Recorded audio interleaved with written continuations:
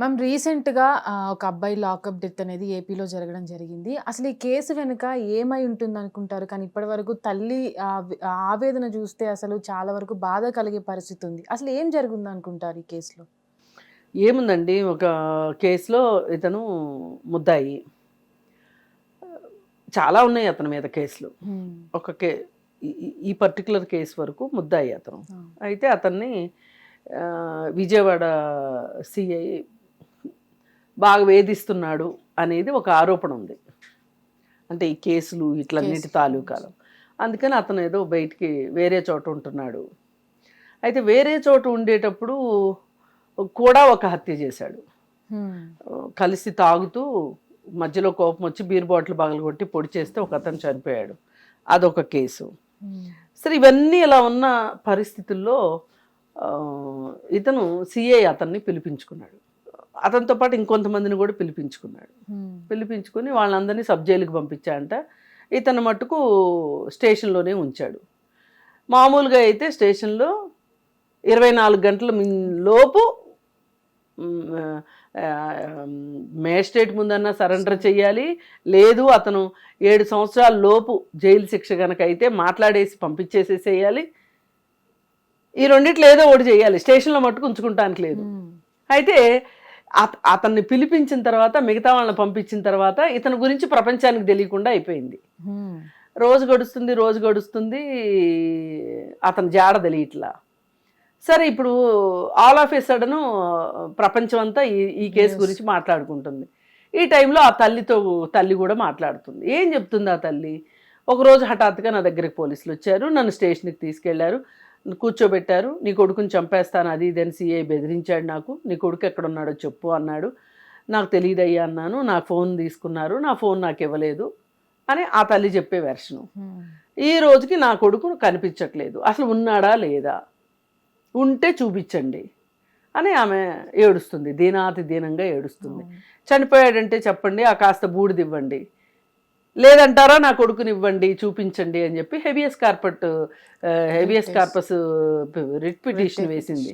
వేస్తే కోర్టు కూడా చాలా గమ్మత్తుగా 29వ తారీఖు వరకు టైం ఇచ్చింది. ఇన్ని రోజులు ఇవ్వక్కర్లా. ఒక వ్యక్తిని ప్రొడ్యూస్ చేయడానికి పోలీసులకి అన్ని రోజులు పట్టదు. కానీ పోలీసులకి మంచి అవకాశం ఇవ్వాలి అన్నట్లుగా 29 వరకు అవకాశం ఇచ్చారు. ఈలోపు ఏం చేశారు? అసలు ఈ రిపోర్ట్ ఎవరైతే ఇవ్వాలో అతన్ని అక్కడైనా ఉంచాలి ఈ అబ్బాయిని వెతకటం కోసం. లేదు అనుకుంటే గనక అతనేది ఏదైనా తప్పు ఉంది అంటే గనక అతన్ని సస్పెండ్ చేయాలి. సస్పెండ్ చేయకోకుండా అతన్ని వీఆర్లో పెట్టారు, అంటే ఇంకో చోటుకు పంపించేశారు. ఇంకా అతనికి పనిష్మెంట్ ఏముంది చెప్పండి? ఆ విషయంలో పనిష్మెంట్ లేదు. సరే, ప్రజల దగ్గర నుంచి చాలా వ్యతిరేకత వస్తుంది, మీడియా మాట్లాడుతుంది, కోడేకి వస్తుంది. ఇంకప్పుడు ప్రభుత్వం కూడా దిగొచ్చి, సీఎం లేరంట ఊర్లో, వచ్చి అత్యవసరంగా సమావేశం ఏర్పాటు చేసి ఒక రిటైర్డ్ పోలీస్ ఆఫీసర్ చేత ఒక కమిటీ వేయాలి, అలాగే అతన్ని సస్పెండ్ చేయాలి అని చెప్పి సస్పెండ్ చేశారు. ఇందులో దీని వెనక ఎవరున్నా ఎంతటి వాళ్ళు ఉన్నా ఉపేక్షించడానికి వీల్లేదు అని ఒక రొటీన్ డైలాగ్స్ ఉంటాయి కదా, ఆ డైలాగ్స్ వేసేసారు. అయితే అసలు ఏం జరిగింది మరి? ఇప్పుడు కొన్ని ఫోటోలు ఏవో బయటకు వచ్చినాయి. ఆ ఫోటోలు ఎవరో కానిస్టేబుల్ ఇచ్చాడు అంటున్నారు. ఆ ఫోటోల్లో ఏంటంటే అతనికి కాళ్ళ గోళ్ళు బీకేసేసి అతనికి విపరీతమైన దెబ్బలు, నానా గందరగోళంగా ఉంది. సరే, ఈ మొత్తం చూశాక కాస్త నాకు చట్టం తెలుసు అనుకుంటున్నా. చట్టము అంటే వేరే ఎక్కడో ఆకాశం నుంచి ఊడిపోయింది కదా, నథింగ్ బట్ కామన్ సెన్స్. ఇప్పుడు మీరు కామన్ సెన్స్తో మీరు ఏమంటారు? ఓ మనిషి ఇంకో మనిషిని ఎట్లా కొడతారండి అని అడుగుతారు. ఇది కామన్ సెన్స్. నేనేమంటానంటే, ఒక మనిషిని ఇంకొక మనిషి కానీ, చట్టం రూపంలో ఉన్న పోలీసు కానీ కొట్టే హక్కు లేదు అంటాను. హక్కు లేదు. ఒక పోలీస్ ఏంటి చెయ్యాలి? ఒక అతని మీద కంప్లైంట్ వస్తే అతన్ని పిలిపించి, ఇది ఇతను చేసింది, ఇతనితో మాట్లాడిన తర్వాత నిజంగా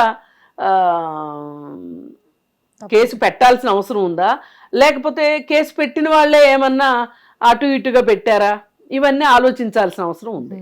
ఆలోచించాల్సిన అవసరం ఉన్నప్పుడు దీని గురించి ఏమీ అర్థం కానప్పుడు ఏం చేయాలి? నువ్వు ఎంక్వైరీ చేయాలి. అతని ఇంటికి పంపించేసేసి ఎంక్వైరీ చేయాలి. నువ్వు ఎంక్వైరీ చెయ్యవు. కానీ ఇతను పట్టుకుని హింసిస్తావు, అతని నోటితోనే అతను చెప్పాలి అన్నట్లు. అతనితోటి 164 స్టేట్మెంట్ రికార్డ్ చేసేసుకుని అతని మీద ఛార్జ్ షీట్ పెట్టేసేసి అయిపోయింది, చేతులు దులుపుకుందాం. ఇది ఆ పోలీస్ పని కాదు కదా. నువ్వు ఒక అనుమానితుడిని తీసుకుని వచ్చావు, అతను నిందితుడని నీకు అనిపించింది, దానికి తగ్గట్లు సాక్ష్యాధారాలు కనిపిస్తున్నాయి. ఆ సెక్షన్స్ తోటి నువ్వు ఛార్జ్ షీట్ వేయి, ముందుగా ఎఫ్ఐఆర్ చేయి. ఇవన్నీ ఏంటి అంటే ముందుగానే అసలు ఎఫ్ఐఆర్ కూడా వేయకుండా ఛార్జ్ షీట్ వేయరు. ఎఫ్ఐఆర్ ఎందుకు వేస్తారు అంటే ఈ ఎఫ్ఐఆర్ గురించి ఆ క్లయింట్ ఎవరైతే ఉంటారో, అనుమానితుడో లేకపోతే నిందితుడో లేకపోతే నేరం మోపబడినవాడో, వాడు దాని గురించి మాట్లాడుకుంటాడు. నాకు దీనికి సంబంధం లేదు సార్ అని చెప్తాడు.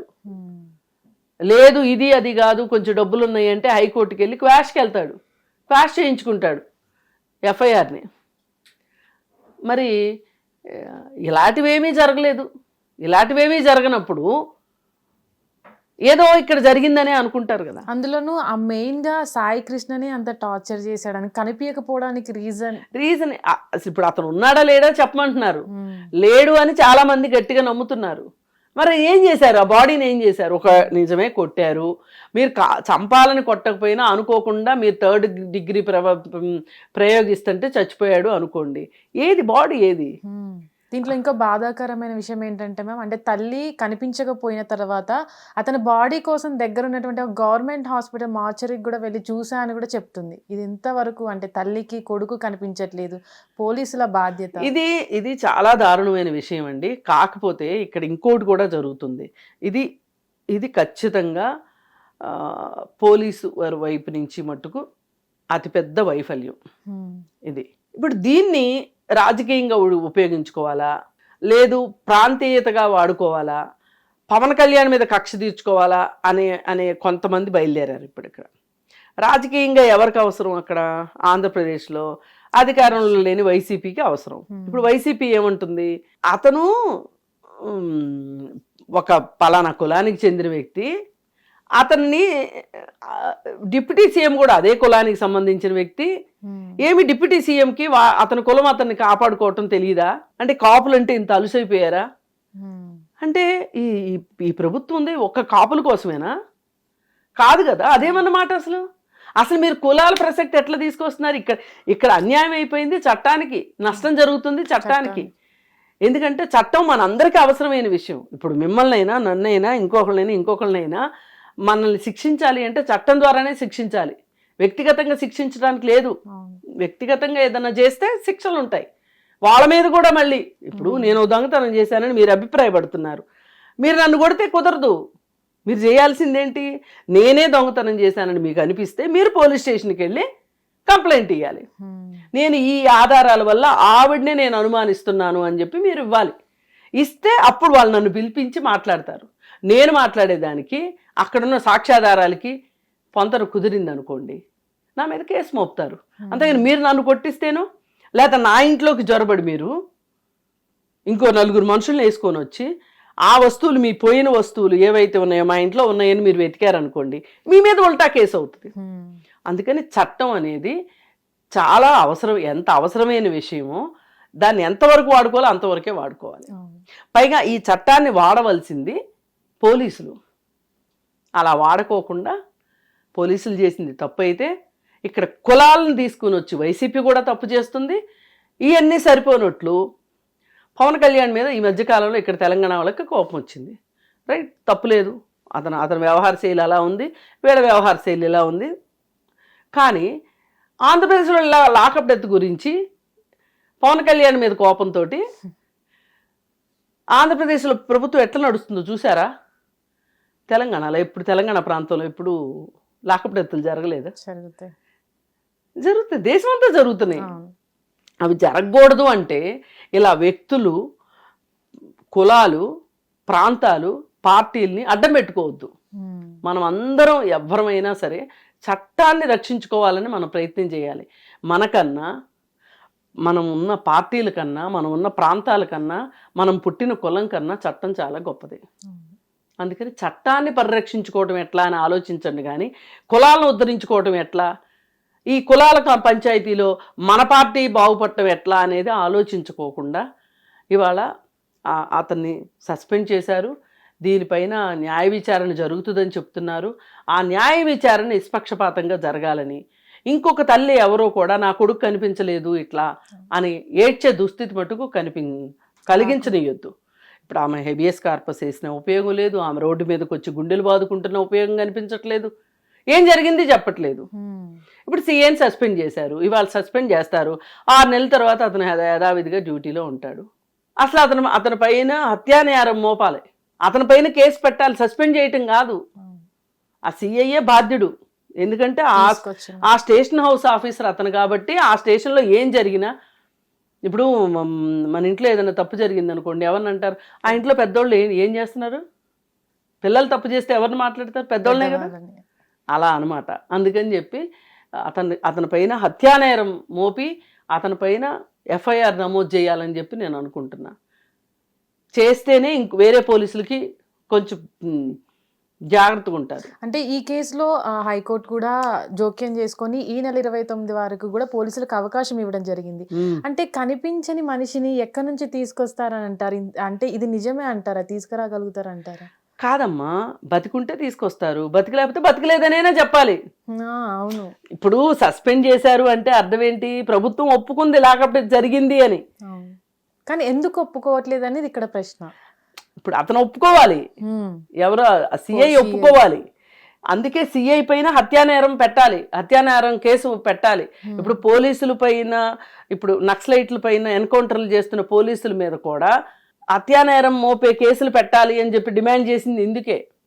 మా దగ్గర తుపాకీ ఉంది, మాకు చట్టం ఉంది మా చేతిలో, మేము మా ఇష్టం వచ్చినట్టు ఆడుకుంటాము, మాకు కనిపించింది అందులో కాల్ చేస్తాము అంటే కుదరదు. నువ్వు నీ బుల్లెట్లకి నువ్వు సమాధానం చెప్పాలి, లెక్క చెప్పాల్సిందే ప్రభుత్వానికి. అందుకని ఏంటంటే ఈ సిఐ పైన నా ఉద్దేశంలో అయితే అతని పైన హత్యానేరం మోపాలి, హత్యానేరం కేసు నమోదు చేయాలి అతని పైన. ఖచ్చితంగా రేపు 29వ తారీఖు ఇదే చెప్తారు, లాకప్ డెత్ జరిగింది, ఇది గుట్టు చప్పుడు కాకుండా మేము కాల్ చేసామో పూర్తి చేసామో ఏదో ఒకటి చెప్పాలి. చెప్తే కూడా కుదరదు, మళ్ళీ దానికి ఆనవాళ్ళు చూపించాలి. అందుకని ఇంత దాకా తెచ్చుకోవద్దు ఎవరో కూడా. ఇవాళ ఆమె ఇంట్లో కొడుకు లాకప్ డెత్ అయ్యాడు, రేపు ఇంకొకళ్ళ ఇంట్లో వాళ్ళు జరగచ్చు, రేపు ఇంకొకళ్ళ ఇంట్లో వాళ్ళు, రేపు మన ఇంట్లో కూడా జరగచ్చు. అందుకని పోలీసులకి వాళ్ళ పరిధులు పరిమితులు చెప్పాలి, పోలీసు డ్యూటీ ఏంటో చెప్పాలి. పోలీసు పరుషంగా కూడా మాట్లాడడానికి లేదు చట్టం ప్రకారం, అన్పార్లమెంటరీ లాంగ్వేజ్ యూజ్ చేయడానికి లేదు, అందులో ఏ విషయాన్ని కూడా పర్సనల్ గా తీసుకొని అటాక్ చేయడానికి కూడా లేదు. నీ వ్యక్తిగతమైన స్వార్థాలకో వ్యక్తిగతమైన కక్షలకో నీ లాఠీని వాడటానికి వీల్లేదు అనేది ఉన్నది. అలాగే కొట్టే హక్కు లేదు, తిట్టే హక్కే లేదు అంటే కొట్టే హక్కు ఉంటుందా? లేదు. మరి ఎందుకు చేసినట్టు? నీ డ్యూటీ అల్లా నువ్వు కేసు నమోదు చేసుకో, విచారించు, నీ పరిధిలో ఎఫ్ఐఆర్ చెయ్యి, తరువాత ఛార్జ్షీట్ వెయ్యి, రేపు కోర్టు పిలిస్తే వెళ్ళి నీ వాంగ్మూలం ఇవ్వు. ఇంతకంటే పోలీస్కి వేరే లేదు, ఎక్స్ట్రా పవర్స్ లేవు. ఇది అర్థం చేసుకోవాలని నేను కోరుకుంటున్నాను. ఇతని పైన జస్ట్ సస్పెండ్ చేసి వదిలేస్తే కాదు, అతన్ని సర్వీసెస్ నుంచి రిమూవ్ చేస్తాను అంటేనే లాకప్ డెత్లు జరగకుండా ఉంటాయి. హిట్ టీవీ యాప్, ఇందులో short news, live news, entertainment shows, movies, digital magazines తో పాటు మీ జిల్లా వార్తలను కూడా ఫ్రీగా చూడొచ్చు. ఇంకెందుకు ఆలస్యం, వెంటనే హిట్ టీవీ యాప్ ని డౌన్లోడ్ చేసుకుని ఫ్రీగా ఎంటర్టైన్మెంట్ పొందండి. Hit TV app, hit TV app, please download hit TV app. Hit TV app ని ఫ్రీగా డౌన్లోడ్ చేసుకుని ఎంజాయ్ చేయండి. మీకు నచ్చిన ఎంటర్టైన్మెంట్ కోసం హిట్ టీవీ యాప్ ని ఫ్రీగా డౌన్లోడ్ చేసుకుని ఎంజాయ్ చేయండి. హిట్ టీవీ యాప్ ని డౌన్లోడ్ చేసుకుని ఆస్వాదించండి, ఆశీర్వదించండి. ఇంతమంది సెలబ్రిటీలు హిట్ టీవీ యాప్ ని డౌన్లోడ్ చేసుకోండి అని చెప్తున్నారంటే ఎంత మంచి యాప్ ఆలోచించండి. అమెరికా అమెరికా అమెరికా అమెరికాలో చదవాలనుకునే వాళ్ళకి విశ్వసనీయమైన పేరు మన శౌర్య కన్సల్టెన్సీ. UK లో 1 year masters, UK లో 1 year masters, 2 years work permit up to 5 years visa. Contact Saurya Consultancy. Contact 89851 89851.